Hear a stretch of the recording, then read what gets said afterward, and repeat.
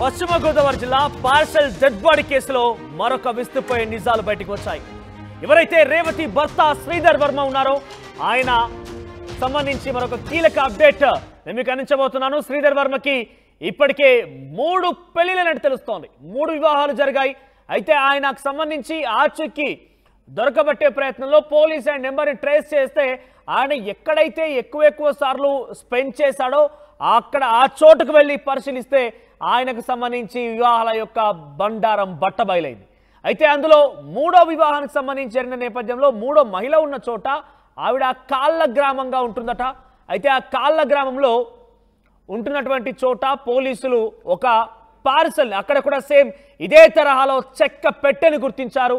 అయితే అది ఖాళీగా ఉంది. సేమ్ ఇక్కడ సాగ తులసికి ఏ చెక్క పెట్టె అయితే పార్సల్లో వచ్చిందో అదే సేమ్ చెక్క పెట్టె అక్కడ కూడా ఒకటి ఉందట. అది కాళ్ళ గ్రామంలో ఉంది. 3 వివాహాలు జరిగాయి శ్రీధర్ వర్మకి. మనకు కనబడుతున్నటువంటి ఆ స్క్రీన్ పైన అనుమానితుడు శ్రీధర్ వర్మ. శ్రీధర్ వర్మకి 3 వివాహాలు అయ్యాయి. ఒకటి రేవతితో, ఇంకో 2 మహిళలు కూడా ఉన్నారు. అయితే 3వ మహిళ ఉన్న చోట కాళ్ళ గ్రామంలో సేమ్ ఇక్కడ ఎండగండి గ్రామానికి వచ్చినటువంటి చెక్కపెట్టె ఏదైతే ఉందో పార్సల్ ఉందో అదే రకమైనటువంటి పోలికలతో సేమ్ యాసిస్గా ఇంకో చెక్కపెట్టె ఉంది. అయితే అది ఖాళీగా ఉంది.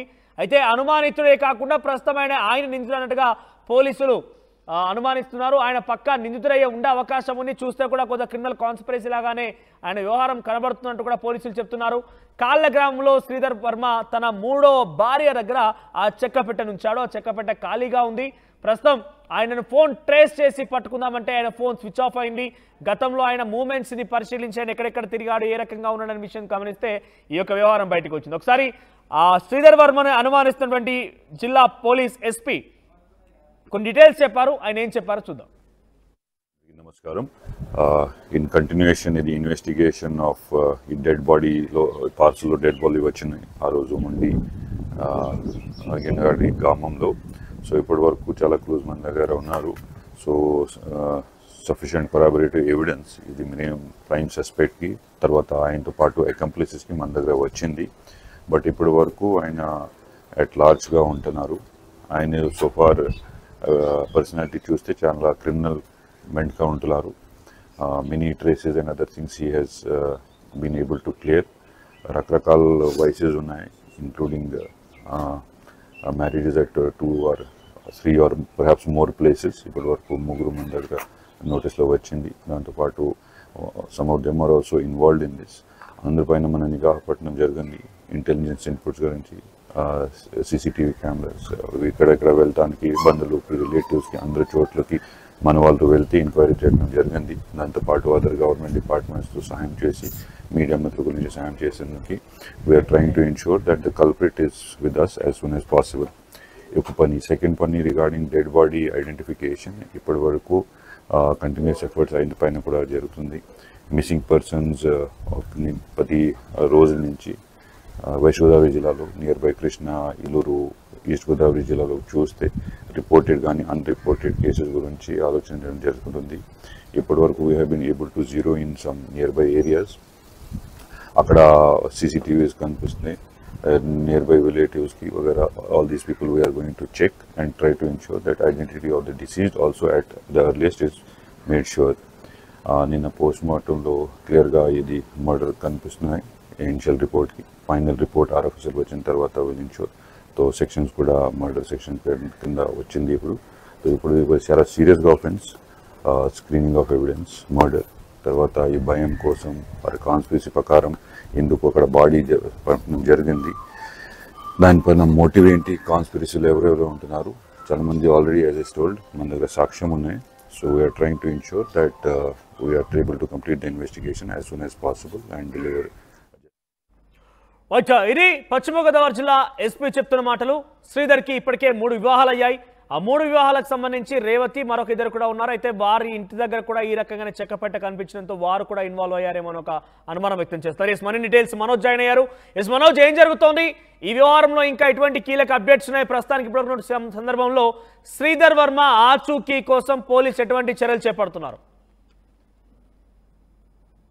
ఉండి మండలం ఎండగండి గ్రామానికి చెందిన హైమావతి రంగరాజులకి ఇద్దరు కుమారులు తులసి రేవతి వీరిద్దరూ కూడా వివాహాలయ్యాయి. తులసి 10 సంవత్సరాల క్రితమే తన భర్తను విడిచి గరగపురం అనే గ్రామంలో ఉంటుంది. ఇది రేవతి కూడా వివాహం చేసుకుని వేరే చోట ఉంటుంది. అయితే ఇదంతా అందరికీ తెలిసిందే.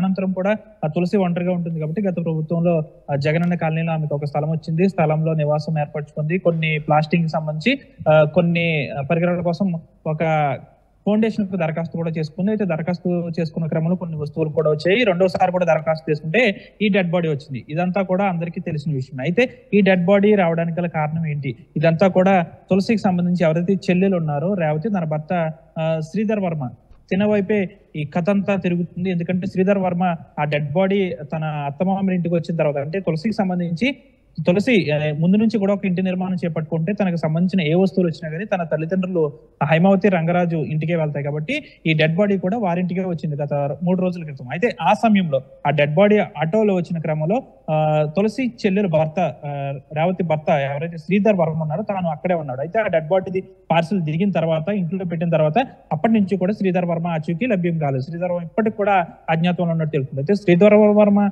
ఈ డెడ్ బాడీ వచ్చిన తర్వాత శ్రీధర్ వర్మ ఎందుకు మిస్ అయ్యాడు అనే దానిపై కూడా పోలీసులు గుప్పిలాగుతారు. అంటే ఎప్పటి వరకు కూడా శ్రీధర్ వర్మ ఎందుకు స్పందించట్లేదు, నేను ఎక్కడికో వెళ్ళాను, పని నుండి వెళ్ళాను అని ఎందుకు చెప్పలేకపోతున్నాడు, ఇదంతా కూడా కావాలని ఈ విధంగా శ్రీధర్ వర్మే చేశాడా అనే కోణంలో కూడా పోలీసులు పలు కూపీలాగుతున్నారు. అంటే దాదాపు జిల్లాలో చుట్టుపక్కల ఉన్న పోలీస్ స్టేషన్ లో ఉన్న ఎస్ఐలు అందరూ ఒక బృందంగా, సిఐలు అందరూ ఒక బృందంగా ఏర్పడి వివిధ ప్రాంతాల్లో గాలింపు చర్యలు చేపట్టారు శ్రీధర్ వర్మ కోసం. అయితే ఈ ఇన్వెస్టిగేషన్ లో శ్రీధర్ వర్మకు సంబంధించి కొన్ని విస్తుపోయే నిజాలు బయటకు వచ్చాయి. అయితే శ్రీధర్ వర్మ దాదాపు ఎప్పటికి కూడా 3 వివాహాలు చేసుకున్నాడు. అయితే 3వ వివాహంలో 2వ భార్య రేవతిగా గుర్తిస్తున్నారు. 3వ భార్య కాళ్ళ మండలానికి సంబంధించి ఒక చోట ఉంటుంది అంటున్నారు. అయితే శ్రీధర్ వర్మ కొంచెం క్రిమినల్ మెంటాలిటీగా కూడా కనిపిస్తుందని అయితే పోలీసులు చెప్తున్నారు. అయితే శ్రీధర్ వర్మ తులసికి సంబంధించి డెడ్ బాడీ ఇతనే పంపించాడు కాబట్టే కదా శ్రీధర్ వర్మ పరారయ్యాడు అంటూ కూడా స్థానికులు కూడా ఒక విధంగా అనుకుంటున్న పరిస్థితి. శ్రీధర్ వర్మ ఎక్కడికి వెళ్లకుండా ఇక్కడే ఉంటే అతనిపై అనుమానం రాకుండా ఉండేది కాదు కదా.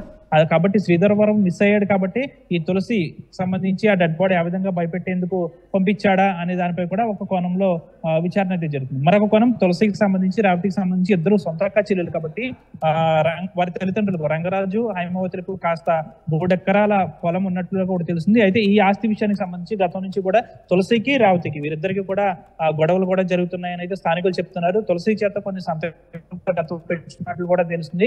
అయితే ఆస్తి కోసమే రేవతి తన భర్త ఎవరైతే ఉన్నాడో శ్రీధర్ వర్మ ఇద్దరు కలిసి ఈ విధంగా తులసిని భయపెట్టేందుకు చేశారు. ఒకవేళ భయపెడితే ఇంత దారుణంగా ఒక వ్యక్తి డెడ్ బాడీని పంపించాలా? అయితే ఆ వ్యక్తి డెడ్ బాడీని ఎందుకు పంపించాలి, అసలు ఆ వ్యక్తి ఎవరు, దీనిపై కూడా విచారణ అయితే చేస్తున్నారు. దాదాపు శ్రీధర్ వర్మ దొరికితే అన్నింటికీ ఒక సమాధానం దొరికే అవకాశం ఉంది. సో శ్రీధర్ వర్మ కోసం ఎటువంటి గాలింపు చర్యలు కొనసాగుతున్నాయి?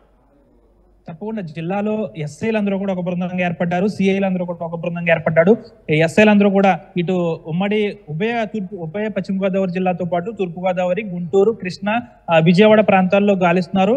ఇటు సిఐలు అందరూ కూడా మరొక చోట కూడా గాలింపు చర్యలు చేపడుతున్నారు. అయితే శ్రీధర్ వర్మకు సంబంధించి చాలా తెలివిగా వ్యవహరిస్తున్నట్టు తెలుస్తుంది. ఎందుకంటే శ్రీధర్ వర్మ గతంలో వాడుతున్న మొబైల్ ఫోన్ కూడా పక్కన పెట్టేశాడు. అంతేకాకుండా తనకు సంబంధించిన సిమ్లు కూడా పక్కన పెట్టేసి వేరే ఏమన్నా ఫోన్ వాడుతున్నాడా అనే దానిపై కూడా తెలియాల్సి ఉంది. అయితే శ్రీధర్ వర్మ గతంలో మనం చెప్పుకున్నాం, మొగల్తూరు అని చెప్పుకున్నాం, తర్వాత కొన్ని గ్రామాలని చెప్పుకున్నాం. అయితే శ్రీధర్ వర్మది ఇప్పటి వరకు కూడా అసలు అతనిది మొగల్తూరా లేకపోతే కాళ్ళ మండలానికి సంబంధించి పల్లెపాలెంగా కూడా చెప్తున్నారు. అయితే శ్రీధర్ వర్మ విషయంలో మాత్రం ట్విస్టుల మీద ట్విస్టులు వస్తున్నాయి. కాబట్టి శ్రీధర్ వర్మకు సంబంధించి ఇంత పెద్ద ఎత్తున కొన్ని విషయాలు వెలుగు చూస్తున్న నేపథ్యంలో ఎవరైనా పోలీసులు కానివ్వండి, ఇంకెవరైనా బంధువులు రేవంత్ని టచ్ చేసే ప్రయత్నం చేశారా? రేవతికి శ్రీధర్ వర్మ యొక్క మనస్తత్వం కానివ్వండి, ఆయనకు సంబంధించి అనుమానం వ్యక్తం చేసే అవకాశం ఉందా?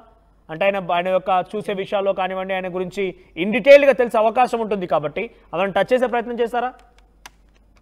ఇప్పటివరకు కూడా తులసిని రేవతి చెల్లి ఎవరైతే ఉన్నారో రేవతి ఇద్దరి యొక్క తల్లిదండ్రులు హైమావతి రంగరాజుతో పాటు ఇటు శ్రీధర్ వర్మ తల్లిదండ్రులు, ఆయన బంధువులు, ఏదైతే పార్సల్ ఆటోలో వచ్చిందో ఆటో డ్రైవర్ని వీళ్ళందరినీ కూడా వేరుగా పోలీసులు గత 3 రోజుల నుంచి కూడా రహస్య ప్రాంతాల్లో విచారిస్తున్నారు. కాబట్టి రేవతి ఏం చెప్తుంది, పోలీసులు ఎటువంటి క్వశ్చన్స్ వేస్తున్నారనే దానిపై కూడా కాస్త స్పష్టత ఇప్పటివరకు పోలీసులు లేదు. ఎందుకంటే ఆ ఇష్యూ జరిగిన మరుక్షణం నుంచి కూడా వీరందరినీ కూడా పోలీస్ సరెండర్ లో ఉన్నారు. కాబట్టి రేవతి ఏం చెప్తుంది, పోలీసులు ఏం అడుగుతున్నారు అనే దానిపై కూడా తెలియాల్సి ఉంది. ఒకవేళ రేవతికి ఏమైనా శ్రీధర్ వర్మ ఫోన్ ఏమైనా చేస్తున్నాడా అనే దానిపై కూడా కాస్త స్పష్టత పోలీసులు ఇవ్వాల్సిన అవసరం ఉంది. ఎందుకంటే రహస్య ప్రాంతాల్లో విచారిస్తున్నారు కాబట్టి రేవతిని కూడా అబ్జర్వేషన్ లో పెట్టారు. పూర్తిగా ఈ రేవతి మరియు శ్రీధర్ వర్మ వీరిద్దరూ ఏమన్నా మాట్లాడుకునే ప్రయత్నం చేస్తే కనుక పోలీసులకి ఇప్పుడిప్పుడే చిక్కే అవకాశం ఉంది. అయితే దీనికి సంబంధించి తాడేపల్లి కూడా సమీపంలోనే సాగిపోవడం అనే ఒక గ్రామం ఉంది. ఆ గ్రామంలో ఒక మహిళ ఫేస్ కు మాస్క్ పెట్టుకుని ఆ చెక్క పెట్టిన ఆటోలో పెట్టింది అంటూ కూడా ఆటో డ్రైవర్ చెప్పుకొస్తున్న పరిస్థితి. కేవలం నేను డబ్బుల కోసం వెళ్ళాను తప్ప నాకు మరి అది తెలియదని ఆటో డ్రైవర్ చెప్తున్నారు. గత 3 రోజుల నుంచి కూడా ఆటో డ్రైవర్ ను కూడా పోలీసులు విచారిస్తున్న పరిస్థితి. అంతేకాకుండా ఈ ఆటోలో పెట్టిన మహిళ ఎవరు, ఒకవేళ మూడో భార్య పెట్టిందా లేకపోతే ఆ వ్యక్తి ఎవరు, ఆ మహిళ ఎవరు, శ్రీధర్ వర్మతో పాటు ఈ మహిళ ఇద్దరిలో ఎవరు దొరికినా కానీ మొత్తం డీటెయిల్స్ వచ్చే అవకాశం ఉంది. కాబట్టి శ్రీధర్ వర్మ ఎక్కడున్నాడు అనే దానిపై కూడా పూర్తిగా కూడా అసలు పోలీసులకి నిజంగా అసలు కాస్త రెస్ట్ కూడా లేకుండా శ్రమిస్తున్నారని చెప్పాలి ఈ విషయంలో. ఎందుకంటే డీజీపీ కూడా అరగంటకు ఒకసారి ఈ విషయంలో ఎంతవరకు వచ్చింది విచారణ అంటూ కూడా ఎప్పటికప్పుడు ఎస్పీకి ఫోన్లు చేయడం కూడా జరుగుతుంది. ఎందుకంటే రాష్ట్రంలోనే మొదటిసారిగా ఈ విధంగా సంచలనం రేపిన ఇష్యూ కాబట్టి అది కూడా పశ్చిమ గోదావరిలో ఈ విధంగా జరిగింది కాబట్టి డీజీపీ కూడా దీనిపై కాస్త ఆగ్రహం వ్యక్తం చేస్తున్నట్టు సమాచారం. శ్రీధర్ వర్మ లేదా ఆటోలో పెట్టిన మహిళ ఇద్దరితో ఎవరొక్కరు దొరికితే సరిపోతుంది. అంతేకాకుండా దీనికి సంబంధించి పోలీసులు కూడా వివిధ వాట్సాప్ గ్రూపుల్లో గత 3 రోజుల నుంచి కూడా ఒక సందేశాన్ని జారీ చేస్తున్నారు. 35 నుంచి 40 సంవత్సరాల వయసు గల వ్యక్తి మీ ప్రాంతాల్లో ఎక్కడైనా మిస్ అయితే మాకు సమాచారం ఇవ్వండి అంటూ కూడా పోలీసులు సందేశాలను కూడా పంపిస్తున్నారు. అయితే ఇప్పటి వరకు కూడా తమ ప్రాంతంలో ఒక వ్యక్తి మిస్ అయ్యాడంటూ కూడా ఎవరు కూడా కంప్లైంట్ ఇవ్వలేదు. కాబట్టి అసలు ఈ వ్యక్తి ఎవరు, ఇప్పటికే పోలీసులకు సంబంధించి పోస్ట్ మార్టానికి కూడా ఈ బాడీని పంపించారు, రిపోర్ట్స్ కూడా వచ్చాయి. దానికి సంబంధించి ఆ వ్యక్తి హత్య గావించబడ్డాడంటూ కూడా పోలీసులు చెప్తున్నారు. అయితే దీనికి సంబంధించి కొన్ని శాంపిల్స్ ను లాబొరేటరీస్ పంపారు. అవి వస్తే డిఎన్ఏ టెస్ట్ సంబంధించి కొన్ని అవకాశాలు లభించే ఉంది. అసలు ఈ బాడీ ఎవరు, శ్రీధర్ వర్మ చంపాడా అనే దానిపై కొన్ని విషయాలు తెలియాలంటే మాత్రం కొన్ని రోజులు ఆగాల్సిన పరిస్థితి నెలకొంది. ఎందుకంటే శ్రీధర్ వర్మ ఎక్కడున్నాడో తెలియట్లేదు కాబట్టి, ఈ ఆటోలో పెట్టిన మహిళ ఎవరో తెలియదు కాబట్టి వీరిద్దరిలో ఎవరొక్కరు ట్రేస్ అయితే మాత్రం కథ మొత్తం సుఖాంతం అయ్యే అవకాశం ఉంది. దాదాపు 2 రోజుల్లో దీనికి విరామం పడే అవకాశం ఉంది. Manoj, right Manoj, thank you for the update. So మొత్తం మీద శ్రీధర్ వర్మ గనక ఆయన ఆచూకీ లభిస్తే పోలీస్ ఇన్వెస్టిగేషన్ చేసిన తర్వాత చాలా విషయాలకి కొంత ఫుల్ స్టాప్ పడే అవకాశం. ఎందుకంటే ఆయన అనుమానితుడిగా ఉన్నాడు. ఇంకా ఇన్ఫాక్ట్ శ్రీధర్ వర్మ అనడానికి మరింత బలం చేకూర్చే అంశం ఏంటంటే ఆయనకి 3 వివాహాలు కూడా అయ్యాయి. 3వ మహిళతో ఆయన కాళ్ళ గ్రామంలో ఉండేవాడు. ఆ కాళ్ళ గ్రామానికి వెళ్ళి పరిశీలిస్తే అక్కడ కూడా ఇదే తరహాలో ఒక చెక్క పెట్టె లభించింది. అక్కడ అది ఖాళీగా ఉంది. ఇక్కడ మాత్రం ఒక డెడ్ బాడీతో సాగ తులసి పేరిట ఎండగండి గ్రామానికి వచ్చింది. అయితే శ్రీధర్ వర్మ కోసం పలు విభాగాలుగా పోలీసులు టీమ్స్ గా విభజన జరిగి వారంతా కూడా వెతుకుతున్నారు. వారు శ్రీధర్ వర్మ కోసం గాలింపు చర్యలు చేపడుతున్నారు. ఇప్పటివరకు అయితే వేరువేరుగా శ్రీధర్ వర్మ కుటుంబాన్ని, రంగరాజు కుటుంబాన్ని, at the same time Revathi, అదేవిధంగా సాగ తులసిని కూడా ఎంక్వైరీ చేస్తున్నారు రహస్య ప్రాంతాల్లో. వారిని ఏ రకంగా ఎంక్వైరీ చేస్తున్నారనే విషయం మాత్రం బయటికి తెలియడం లేదు, కానీ ఎంక్వైరీ మాత్రం చేస్తున్నామంటున్నారు. శ్రీధర్ వర్మ దొరికితే అన్నింటికి ఒక కొలికి వచ్చే అవకాశం ఉంది. పార్సల్లో డెడ్ బాడీ అనే అంశానికి ఒక ఫుల్ స్టాప్ పెట్టే అవకాశం అయితే ఉంది. రోజు రోజుకి ఇది ఒక సినిమా తరహాలోనే మారిపోతోంది. ట్విస్ట్ మీద ట్విస్ట్లు, సస్పెన్స్ మీద సస్పెన్స్, థ్రిల్లర్ సినిమాని తలపిస్తోంది.